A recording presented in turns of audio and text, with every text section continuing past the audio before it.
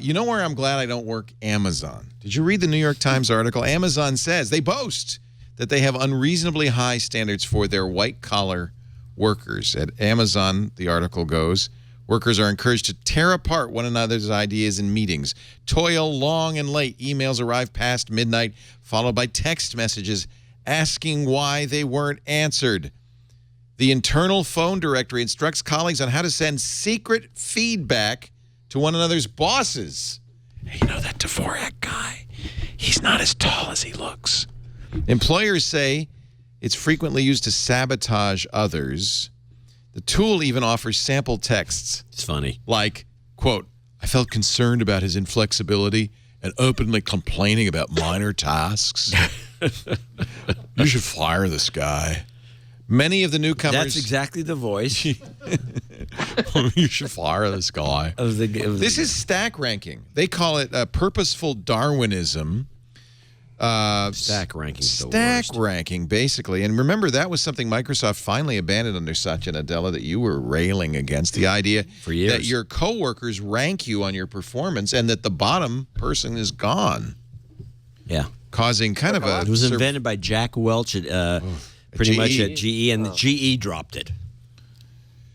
It sounds horrible. I mean, honestly, I do not want to work at a place like that. They talk about people regularly being reduced to tears in the office by their performance reviews. Yeah. I think it sounds like a miserable place to work. Bo Olson, who worked there 2 years in book marketing, said nearly every person I worked with I saw cry at their desk. Yes, everyone cries. If you're a sadist, it's got to be hilarious. But here, I will say this, like, lots of people work places where nobody gives a shit. I don't know if I can say that on TWiT, but nobody cares. Nobody cares enough to, like, to actually get the job done. It's too easy to get away with doing nothing. And I bet for a certain kind of person, working at Amazon is in actually accomplishing things despite the often bruising environment. For a certain kind of person, I bet that would be a really welcome change.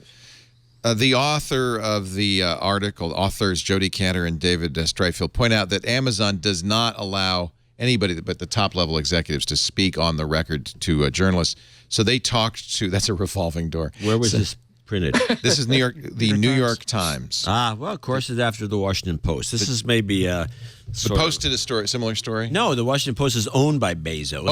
Yeah, you wouldn't see this in the Washington Post. One newspaper going after another. They're going to get there's going to be retribution, I guarantee it. So did you see the rebuttal? Come work for us, yeah. More than 100 current and former Amazonians were interviewed. Some of them said, hey, I thrived because I was pushed beyond my limits. This was good for me. No, I didn't see the rebuttal. So it's in the show notes. It's a LinkedIn post by a guy who works in infrastructure development in Amazon. Yeah. And he said it doesn't reflect the Amazon that he lives in every day. He's never seen anybody cry at their desk or anything like that. He suspects a lot of these stories are from the early days of Amazon and that the company has adapted and is not like that anymore. It may be that they're not like that anymore in general or just where he works. But I thought it was really interesting, and it makes you at least think about, whether when you're putting a story together about how awful Amazon is for the New York Times, do you ignore the parts of it that don't fit the narrative that you want to tell? Because this guy basically says, look, this isn't true. Nobody asked me to write this story, but it's not true. One thing that Nick, who wrote this, Nick Ciabattario, points out that is he tried to post a comment in the section, the New York Times article. And it was moderated out. And it was moderated out, which does make you kind of wonder if there is an axe to grind here. The Post and there's 3 papers in the country that make a difference. I have heard horrible things about working at Amazon, but most of them come from people who work there in the first 10 years. I have not heard... the stuff I've heard about Amazon lately has been more in line with other tech companies, which is, in some places they can work you hard and have expectations that you won't have a life, but not necessarily to the extent that you saw it in the New York Times article. I'd almost prefer this to working for Tony Hsieh at Zappos, because they have this kind of... It reminds me of Office Space, where you were rated by how much flair you had. You have to at the restaurant. At the restaurant, there was you have to be fun-loving and creative and wear costumes, and that I'd find more annoying than somebody yelling at me. Right. Report, you suck. Get to work. Well, and now Zappos has this holacracy thing. Do you know about that? Yeah, people are leaving in droves because you have no boss.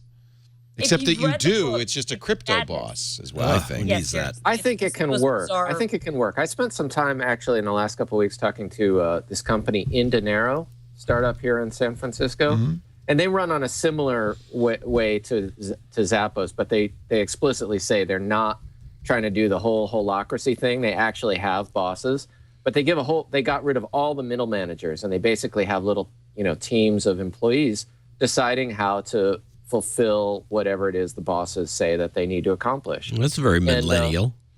It seems to work pretty well, from what I could tell. I mean, it's I don't know. I was only there for a day, but it seemed like a kind of cool way to work. Like they're like, look, you're grown-ups, you figure it out. We're not going to tell you what to Don't we do let every people minute. be grown-ups here? The problem is you let people be grown-ups, then they act like children, and you have to fire them. Sometimes some people do not live well in that environment. Like if you have no rules, That's right. They take advantage. They go, oh well, I'll come in later.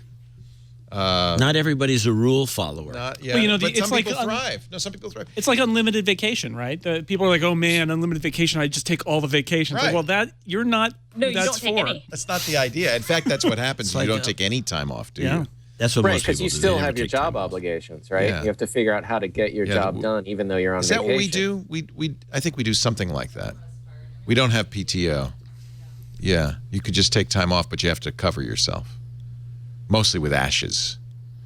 So these seem like alternate a lot of material sides here. of the same coin. And you have the stack ranking, brutal environment. You have holacracy, which is some new agey adjustment. That's a millennial thing. It's millennial, but millennials aren't millennials the people who got trophies for no matter how well they did. And we did we no are. score Yes, of we are. soccer.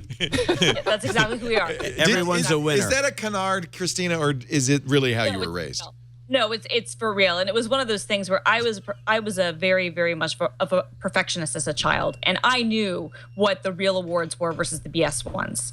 So it pissed you off. Oh yes, it made me mad, but it also made me mad if I got like the Mulligan Award, like, oh, thanks for being here. Here's your trophy. And like, no, Screw you. No, that's exactly how I felt. I was such a perfectionist, and I was such a overachiever that it was for me it was disastrous. But yes, no, we completely How is it got disastrous? How is it disastrous? You just It didn't ruined like her. it. Look at what a mess she is. You wouldn't be No, on the show. How did it well, ruin you? Come on. You're fine. Did you get into the workplace and were you hurt that people didn't give you trophies for? No, actually, I experienced rejection early enough. I was like 15 or 16, and I didn't make the elite drama troupe at my high school, and that was like my first real experience with rejection. I was almost 16, and thank God I experienced it then, because a lot of my friends You weren't prepared. Yeah. Well, a lot of my friends, honestly, when they got to college, they didn't know what it was like to be around other students who were like all the best and didn't know how to deal with the fact they weren't like the top students and freaked out in college. And a lot of my other friends who got through college and got into the workforce had never experienced loss or rejection and completely and totally were unable to function. Interesting. Yeah, there was this really good. It was I think 2 episodes ago. Brian, the real sports show. It's on HBO with Gumbel. Brian Gumbel. Did a whole block on this topic and about the no score soccer. Everybody gets a trophy and all the rest of it. And they said that is the problem. These kids are just patted on the back for doing nothing, accomplishing nothing, knowing nothing. They go to college, and the next thing you know, they can't understand why they got a C. They do start keeping score in soccer when they're like in some second point. grade. It's just In the case that they showed this woman at 19. Yeah, they do, but you still get a trophy at the end. You still get like Sure, you get. This feels like a No, right wing she's right. conspiracy. She's right. Just this week, there was a football player who got into the news because he showed a picture on Instagram of 2 trophies that his kids had gotten, one of these sort of consolation prize trophies. And he said, I'm taking these trophies away because you did not earn them. You cannot have these back until you have trophies that you actually earned Actually, for really the parents are getting usually something. the opposite. Also, I can assure you, the kids know what the score is. Yeah, They know Of what the course they score is. do. They all know course what they the do. score is. Well, of course they do, and that's why the whole thing becomes even more of a farce, because then you create these levels within your own groups of who is the real person valuable and who's not, and that just makes things even more Lord of the Flies and more terrible. That's what makes people crazy, really, is if there's a truth and then there's this lie that is the public Which is story. the reason to listen to the No Agenda show every Thursdays Because you and Sunday. speak the truth No, we do. now we twice a actually week. do some research. Oh, that's your mistake right there. And we actually reveal things that are unusual. Unusual. Yeah. Yeah, false flag operations, things like that. No, you got the wrong show. Okay. We don't do any of that. No, really? Rarely. That's where I learned the term. No, you didn't. From you. No. No? No. You were here on this show. Explain that to me. No. No? No. All right. You've known about false flags when you were in college. I'm hallucinating. You're like your little kid in college. Wag the dog. I know. I don't know about that.